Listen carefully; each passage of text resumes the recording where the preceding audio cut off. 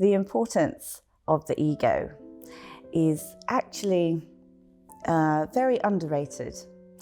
The ego is part of that balance between mind, body, and spirit.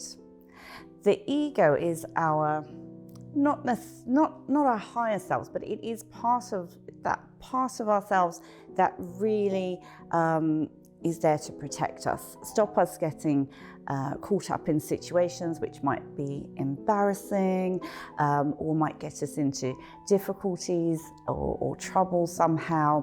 And it's absolutely fine to pay attention to your ego.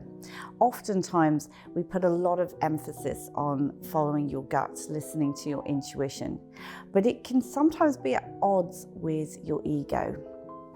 So what you want to do is take a pause and think about whether what you're thinking, how you're feeling is coming from your ego, your higher self, or, somewhere else.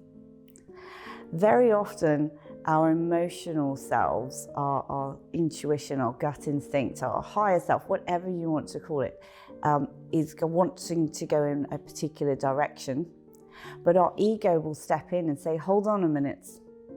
Are we sure that's the wise choice? Because we know, the ego knows that following a certain pathway could lead us to a self-destruct.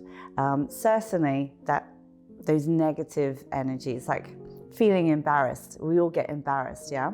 Our ego is going to want to protect us from those negative emotions.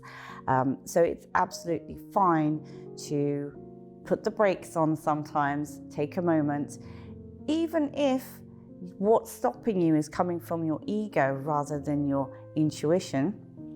That's okay. You're allowed to do that. You're allowed to have your ego step in and tell you when something is not right for you, when something's not the best.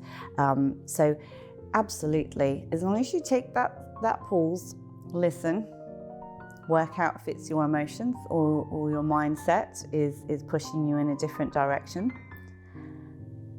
And then you're better able to know what you want to do. It's that balance, it's having that balance of mind, body, spirit.